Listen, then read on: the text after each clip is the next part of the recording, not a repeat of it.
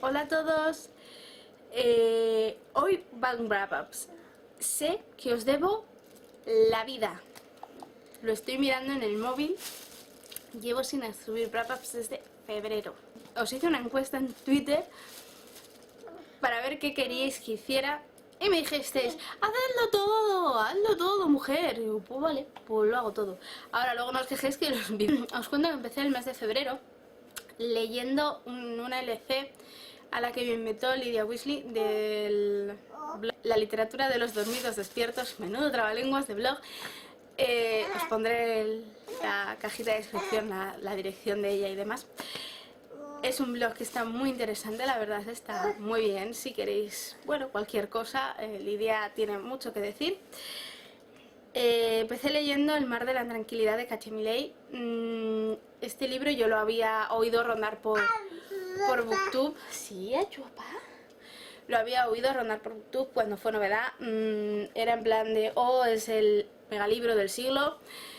Oh, qué guay, oh, qué guay. La verdad es que, bueno, sin más,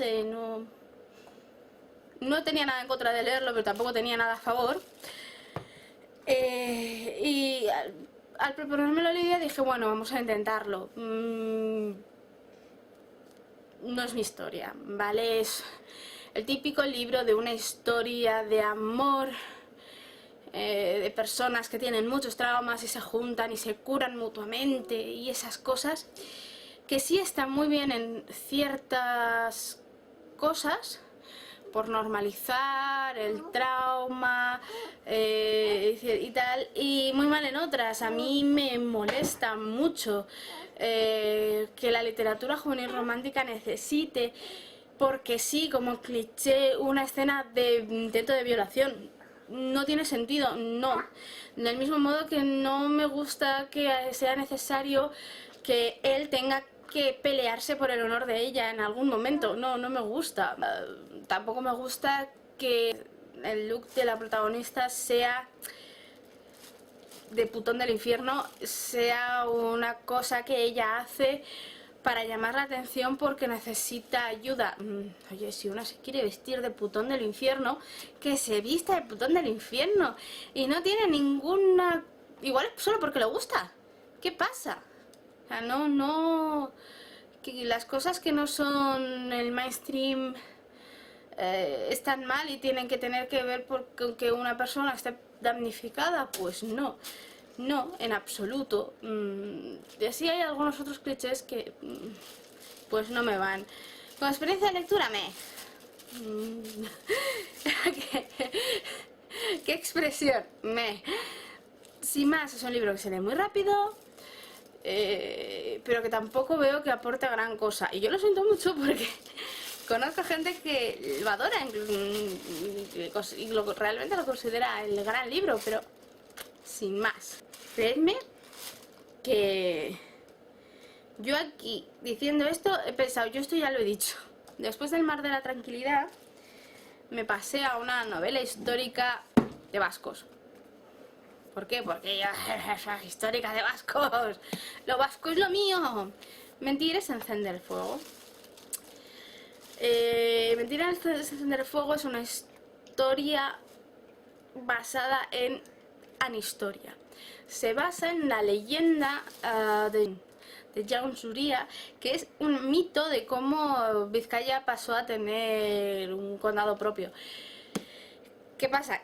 Que lo que da el autor en todo el momento es unir la historia con la anistoria, lo que es realmente las guerras de los reinos de Asturias contra los musulmanes y los reinos de Asturias contra los grupúsculos vascones para extender territorio y poder ir contra los musulmanes otra vez, con algo que no tiene ningún tipo de documentación porque es leyenda. Lo que tiene muy interesante es, por un lado, la mucha mitología y la mucha magia que tiene para ser historia. Trata bastante bien lo que pudieron llegar a ser los cultos precristianos y convivencia del culto precristiano vasco junto a la cristiandad. Los vascos nos costó muchísimo la conversión total, ahora no la soltamos ni a palos, somos un pueblo muy cabezón. También tiene muy interesante que es una novela muy de personajes, no tiene un protagonismo muy firme en la figura de Joan Súria, sino que va pasando de un personaje a otro. Al mostrar tantos puntos de vista va mostrando mucha humanidad, porque al fin y al cabo lo que tiene esta historia es toda una filosofía detrás sobre la mentira, como una mentira grande o pequeña va urdiendo realmente una realidad posterior. Una cosa a destacar es que este libro tiene una relación LGBT muy bonita y bastante realista. Bueno, seguí el mes con Nada, Nadie, Nunca, un librito, como veis, súper fino, de Círculo Rojo, de Luis Bellacámara. Nada, Nadie, Nunca. Es una historia de amor vampírico retorcido y un poco obsceno en muchos sentidos, pero es hermoso a su manera, interesante a su manera. Se lee en un plim, la verdad.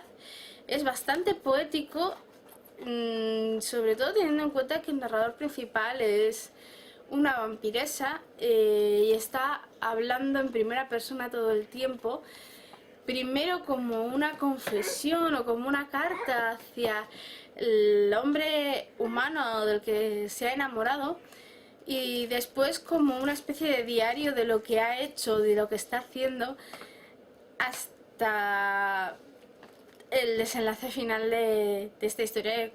Como es lógico, al ser algo vampírico, no termina del todo bien. Entra un poco en esa poesía desgarradora y feísta de este principio del siglo XXI, a pesar de que es narrativa. Después leí El lado mágico de la luna, de Úrsula Ramos, que es una primera parte de una saga, creo, de Hombres Lobo. Es más, la sinopsis que puedes encontrar por internet es una sinopsis que empieza a explicarte qué es la licantropía, lo cual es muy LOL. Es una historia que tiene muchos clichés, muchos errores, no está especialmente bien escrita, sobre todo la autora es peruana, creo, y yo soy española, y las diferencias dialectales se me notan mucho. Hay partes que parecen absolutamente orales, son caóticas, pero no son diálogos, quiero decir, es el narrador siendo caótico por sí mismo. Es una historia muy cliché de la chica que descubre que tiene algo especial, y ese algo especial es que es una princesa lobo. No me parece bien desarrollado, no me parece bien centrado en lo emocional. Se centra más en los vestidos, las iniciaciones, los palacios y la historia de amor, porque obviamente tiene que haber una historia de amor. Y por lo demás es extremadamente introductorio. La mitología de los hombres lobo tampoco está muy bien cogida. Ya hay muchas cosas que no cuadran, todo esto lo comenté en la reseña. Me supo mal que me gustara tan poco, pero de verdad me gustó muy poco. Después me leí para la tríada El Resplandor. Os dejo la imagen, el hangout que hicimos al respecto. Es Stephen King, es una de las primeras cosas que leo de Stephen King. La verdad es que me gustó mucho, está muy bien narrado, aunque cierra un poco apresuradamente, que creo que es algo así como la marca de la casa de King. El tema esotérico está muy bien tratado, la verdad es que es alucinante. Qué bien ha documentado King este mundo suyo, o qué cantidad de influencia ha tenido King en el tema de fantasmas y terror moderno, ¿no? También puede ser. Pero bueno, ya sabéis que es la historia de una familia con muchos problemas, sobre todo económicos, pero también de otras índoles, que van a cuidar durante todo un invierno de un hotel en lo alto de una montaña, van a estar allí aislados y el hotel quiere algo de ellos, especialmente del niño pequeño que, según una persona que sale en el libro, tiene el resplandor. Es un chico muy poderoso, puede leer mentes, puede ver cosas y es realmente impresionante. Pero el libro en sí, las escenas especialmente, están muy bien construidas y te hacen muy bien partícipe de la escalada de angustia y locura de los personajes. Pues leí El Club de la Lucha, fue un libro viajero que me llegó, el primer libro viajero en el que he participado, y agradezco muchísimo a Ruth del Mundo en un Vaso de Agua por permitirme participar en esto. Fue muy divertido, aprendí mucho porque yo soy una persona que nunca subraya los libros y en este tuve que hacerlo porque además, bueno, ya venía subrayado, otras personas habían subrayado, habían escrito cosas, entonces fue divertido hacerlo, no es algo que yo suelo hacer y he aprendido también sobre lo que la gente intenta subraya, ¿no? ¿Qué es lo que es interesante en esto? ¿Por qué subrayamos? Y qué comentamos, ¿no? Es como un pequeño estudio de cómo funcionamos los lectores y eso es súper interesante. Pero aparte de eso, tenemos el libro en sí, ¿vale? El Club de la Lucha, os sonará por la película, Chuck Palahniuk, o como concho se diga este bendito apellido, porque Dios, qué raro es.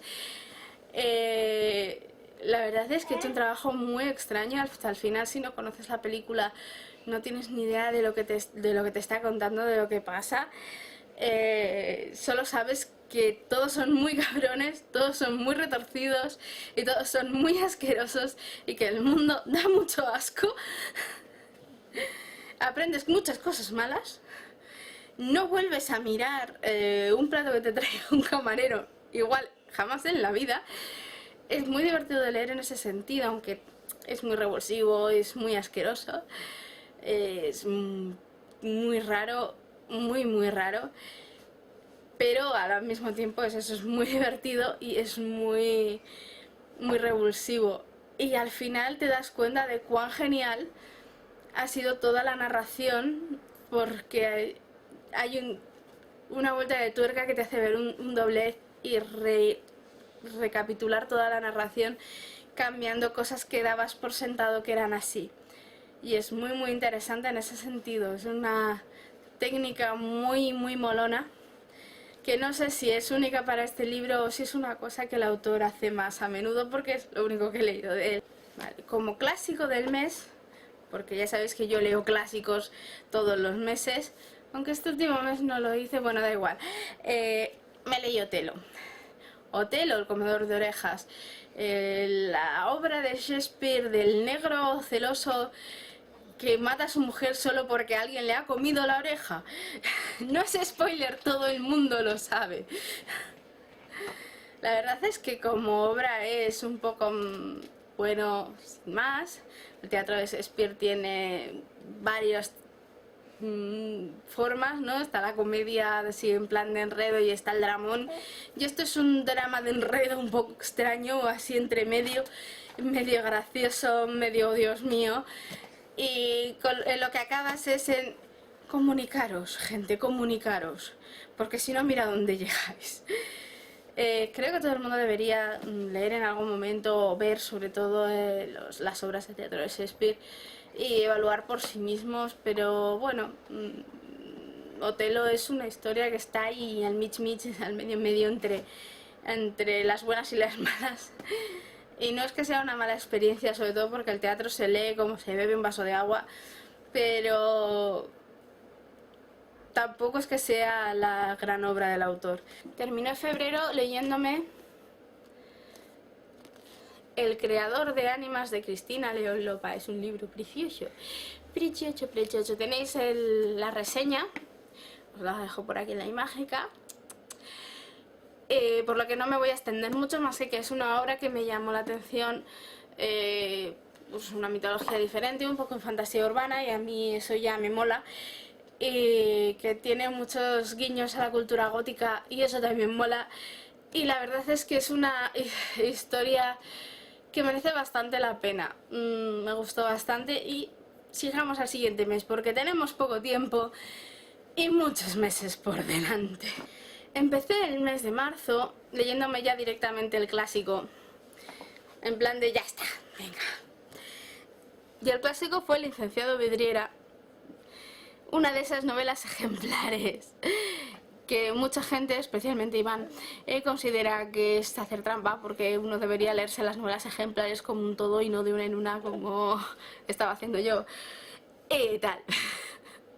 Pero da igual, El licenciado Vidriera, es que es la historia de un muchacho que en principio era de extracción humilde, pero que con todo el tema, con toda la facilidad que tenía para estudiar, pues terminó siendo uno de los grandes estudiantes de Salamanca. Le dieron una poción mágica y se volvió loco. Y como todos los locos decía la verdad. Entonces el licenciado Vidriera es esa forma de soltar todo lo que llevaba Cervantes dentro sobre la sociedad y lo que era sobre todo la alta sociedad y la gente de profesiones liberales, porque ya se había dejado llevar contra los de clase media baja con toda la picaresca, ¿no?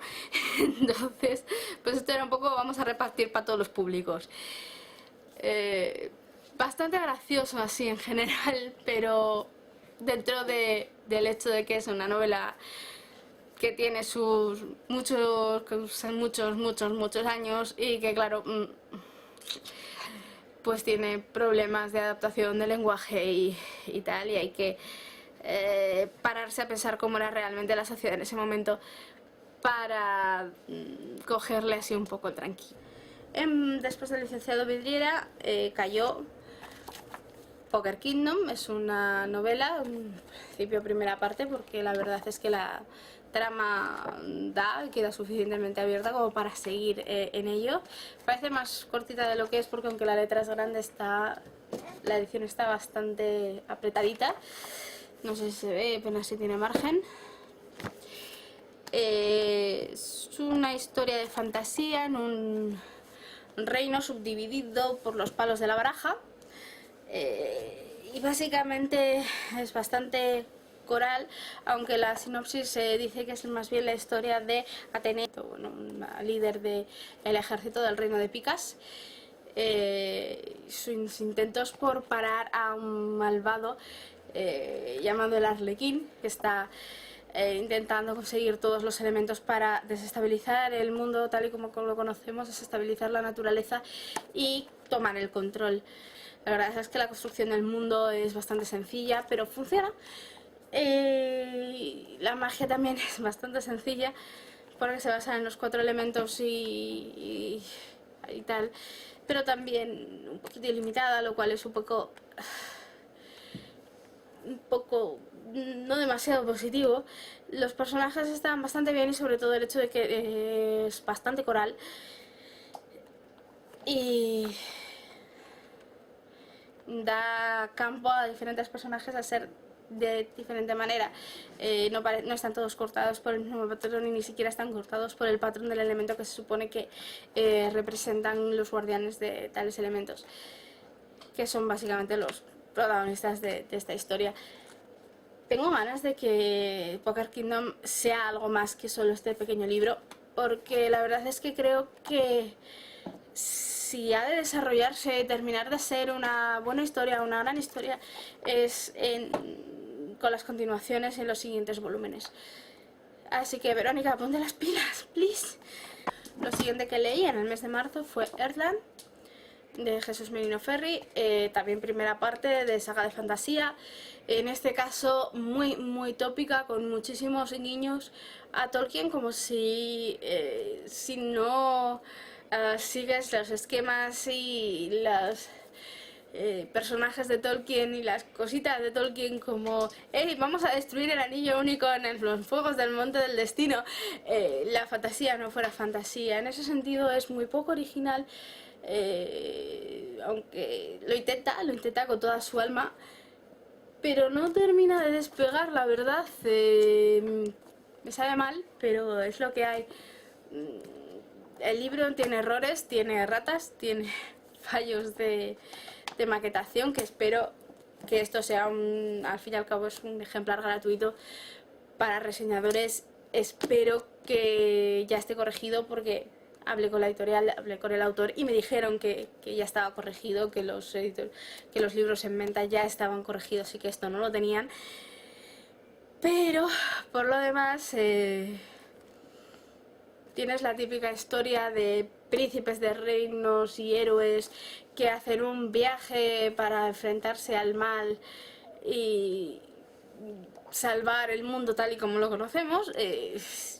Típico, absolutamente típico, hasta rayar lo tópico. Los personajes no terminan de ser de todo creíbles, les falta un hervorcillo, les falta un desarrollo que, bueno, al fin y al cabo es primera parte. Esperemos que en siguientes volúmenes lo tengan. Yo lo malo de reseñar primeras partes de sagas viene a ser esto, que las cosas que aquí te quedan sueltas y te parecen errores tal vez se corrijan.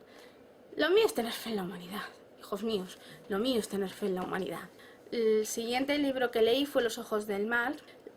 Tenemos el cliché de que la fantasía es una cosa de Europa. Vale, el género fantástico nació en Europa, nace de las sagas nórdicas, de los mitos celtas, de las formas medievales de narrar y de ese tipo de historia. Entonces tenemos el cliché en mente de que la fantasía se debe desarrollar en un entorno europeo con personajes blancos y con mitología europea. Gracias a que hay autores que esto lo están subvirtiendo ahora mismo, o lo han subvertido en algún momento, tenemos obras tan geniales como Terramar, que está aquí, cuyos personajes son negros y que se desarrollan en un archipiélago que realmente tienen de europeo, lo que yo te cuente, aunque seguimos teniendo ese cliché de fondo cuando lo leemos que nos hace europeizarlo. Y tenemos últimamente pues La gracia de los reyes de Ken Liu, que es fantasía asiática. Bueno, pues en este caso, en Los ojos del mar tenemos fantasía africana. Se desarrolla en África y tiene todo ese sabor de África. Os haré una reseña, os la colgaré, lo prometo. Hablé con el autor y me pidió que fuera video reseña y estoy tardando mucho. Lo sé, lo sé. Perdón, Alberto, lo siento. Pero os haré una reseña, os colgaré una reseña más estudiada y más organizada que esto que estoy haciendo ahora. Pero Los ojos del mar merece mucho la pena. Es una bocanada de aire fresco en lo que es fantasía. Habla con un trasfondo de mitología africana, con un sabor africano indudable y también con mucha crítica a la situación actual del África subsahariana, tanto a nivel económico como a nivel de guerras internas y guerras entre tribus, lo mal que se tratan entre una tribu y otra tribu, porque realmente la colonización hizo muchísimo mal a África y todavía tienen la resaca de todo ese mal que Europa les hizo. Solo con la colonización y el reparto del terreno, ya no hablo de las desigualdades y las injusticias económicas, sociales y culturales. Sin embargo, Los ojos del mar, además de eso, te habla de mitología de una forma muy bonita, de magia local de una forma también muy bonita.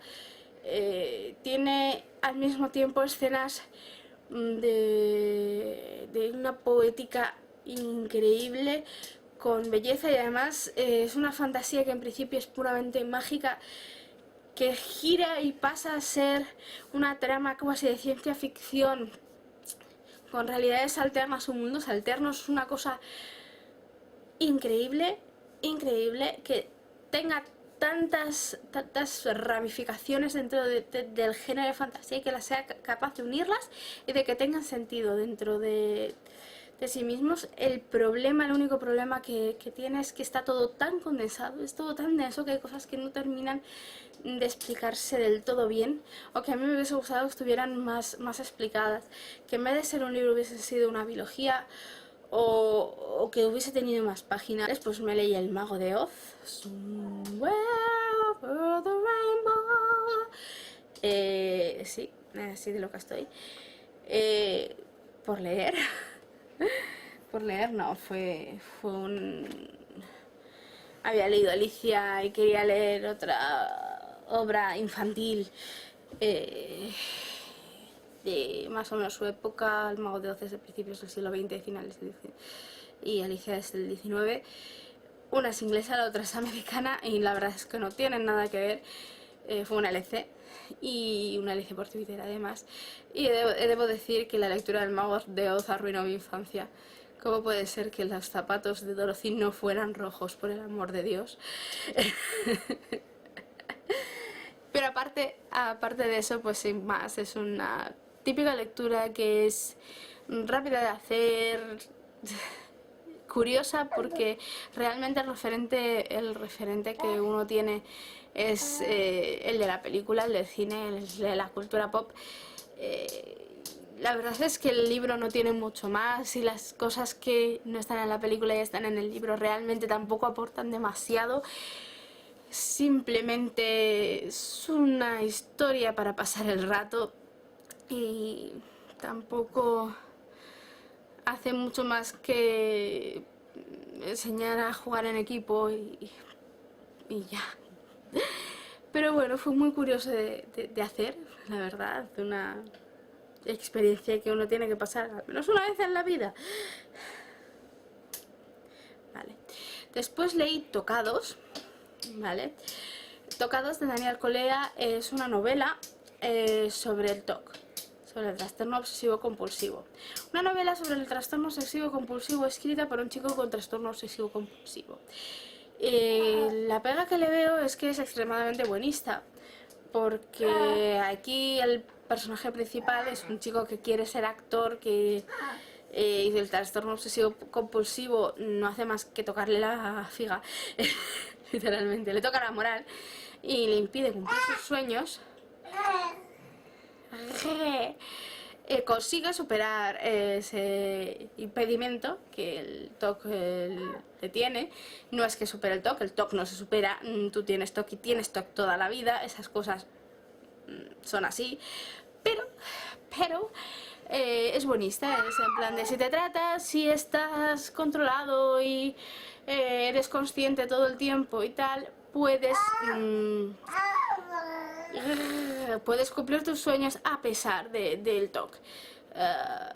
Me hubiese gustado que hiciera más recaídas, que se adentrara más en el interior del trastorno de lo que hace, pero no es en absoluto una mala lectura, y al revés, si conoces a alguien o acabas de conocer a alguien que tiene TOC y quieres saber más sobre el tema de una forma que no sea demasiado científica, este libro te puede dar una idea. Después me leí las dos partes del Vínculo Imperfecto, de María Bravo Sancha. El Vínculo Imperfecto sigue la historia de una protagonista principal en un mundo de fantasía que se parece al nuestro en nivel tecnológico, pero tiene una configuración geológica y climática y social muy extraña, en la cual hay continentes que están absolutamente aislados entre sí, y biológicamente los humanos que viven en cada uno de ellos son diferentes y demás. Tenéis la reseña bastante completa en el blog. No os voy a marear con los puntos positivos y puntos negativos de la historia, porque tiene aporrillo de los dos. Pero como experiencia de lectura yo se lo recomendaría especialmente a la gente a la que le guste más el tema emocional romántico que el tema de fantasía. El tema mágico por un lado, el tema sociopolítico por el otro, están más de fondo que de facto en la historia, lo cual a mí me parece un error. Yo creo que se ha perdido mucho en la exploración social de los diferentes grupos, y considero que se podría haber hecho de una forma, a mi entender, más efectiva. Pero si realmente os interesa más, no sois yo, os interesa más el tema emocional, relaciones familiares, amorosas, con sus celos y tal, sus pérdidas, sus encuentros, reencuentros y demás, pues tiene muchas páginas de eso que os encantarán seguramente. Después cayó Los Reinos de Grumnion, Las Llamas de la Rebelión, es también una primera parte de saga de Soraya del Ángel. Sí, lo he dicho bien. Los Reinos de Grumnion es un poco extraño porque, a ver, es un mundo fantástico en el que te dicen que en un momento dado en la Tierra los seres mágicos y los dioses se juntaron y decidieron que los humanos éramos escoria, básicamente, y que por el bien de los seres mágicos debíamos separarnos. Entonces los dioses crearon un reino aparte donde todos los seres mágicos fueron a parar y la Tierra se quedó solo con la humanidad y sin magia. Bien, dicho esto, los reinos de Grumnion se desarrolla completamente en el mundo de Grumnion, aunque claro, el origen del mundo es interesante y tiene que ver con la trama y es bueno que se sepa. Es más, parece que hay algunos pequeños puntos, subcapítulos o capítulos que parecen pasar en la Tierra, pero eso es algo que no se explicará hasta las siguientes partes, ya veremos qué tal. Bueno, en los reinos de Grumnion de repente ha habido una división puesta por los dioses durante 100 años de paz, donde todas las diferentes especies de seres mágicos han aprendido a convivir entre sí, y de repente estalla una guerra. Entonces la novela sigue a varios personajes, algunos pícaros, ángeles y guerreros protectores y cosas por el estilo, pueblo llano también, que están formando un grupo que irá a la aventura. Todavía realmente no se ha desarrollado la aventura, es lo malo, como siempre, de las primeras partes, es introductorio, pero da mucho juego y la narrativa es interesante, la narrativa está bien escrito, está bien desarrollado, es interesante. Sí, estos movimientos de cámara soy yo con el pie, yo with my foot. En fin, es una historia que la verdad es que tiene mucho humor. Los personajes son bastante carismáticos en general, especialmente los pícaros. El hada es de lo más. Y tengo muchas ganas de seguir leyendo las otras partes porque dentro de la fantasía juvenil española creo que es una de las sagas que más prometen de lo que he leído últimamente. Continué con la novela histórica El hidalgo que nunca regresó, una novela histórica que habla de ese posible paso de Cervantes por Barcelona, algo que está ahí en la mitología del autor, pero nunca se ha podido demostrar. Entonces esta es la historia que pudo tal vez desarrollarse en ese pequeño paso del autor por la ciudad, huyendo de la justicia, muy joven, y antes de embarcarse hacia Italia, que después desencadenaría que se embarcase en la guerra y participase en la batalla de Lepanto, donde perdió su mano. Hay dos niveles de narración, la narración que hace el autor de cuando es joven y la narración de la persona que está haciendo que el autor narre eso, como esa persona va a buscar al viejo Cervantes en Madrid, y se ven los dos Cervantes, el Cervantes joven, inexperto, todavía enamorado del mundo, al que le falta todo por hacer, y el Cervantes viejo que se arrepiente de cosas, que ya sabe por qué, que ya ha hecho todo lo que le permitía la vida y que tiene toda esa carga de nostalgia que solo una persona muy mayor puede tener. Y eso se nota mucho en la forma de narrar del viejo Cervantes. La verdad es que está muy bien conseguido en ese sentido. Y además este libro contiene unas historias de amor más tiernas que he leído también últimamente. Mira que a mí el amor, ya sabéis que nunca me ha ido mucho. Esto es una novela histórica. Es súper interesante para mí ver novela histórica en una ciudad que conozco, que en este caso es Barcelona. Es una Barcelona de hace 500 años y sin embargo como hay algunos monumentos que yo he visitado, calles que yo he recorrido y cosas que siguen más o menos igual. Y sobre todo carácter de pueblo de la Cataluña de entonces a la Cataluña de ahora. Eso me ha hecho mucha gracia, la historicidad está muy bien, que es algo que siempre hay que valorar en una novela histórica, la documentación es muy buena. Y, como decía, una historia de amor de las más tiernas, de las más bonitas que he leído nunca, porque es una historia pausada, que está condenada al fracaso, sí, pero que está ahí y hace dañito y tal. Que no es lo principal, al fin y al cabo, porque ya sabes que lo principal es la aventura, es la historia en sí, pero que le da un buen toque. No, acabé el mes de marzo con Los Ángeles de Hielo de Tony Hill. Es una novela de misterio ambientada en la Barcelona de entreguerras, entre la Primera y la Segunda Guerra Mundial. El protagonista es una persona es un austríaco español, es un joven psiquiatra que acaba de salir de la Primera Guerra Mundial. Él ha pasado por ello, por las batallas, por las trincheras, por el estrés postraumático, que entonces se llamaba mal de guerra, y va a Barcelona a curarse un poco, a empezar a trabajar como psiquiatra que es, y descubre toda una trama de misterio en la que su interés romántico está involucrada, y va dibujando la Barcelona de ese momento. También, como me ha pasado con el libro anterior, una Barcelona que puedo llegar a reconocer, en este caso muchísimo más, claro está, y sobre todo la sociedad, ¿no? La sociedad burguesa todavía existe, esa sociedad, todavía quedan restos de ella, y es muy muy divertido en ese sentido.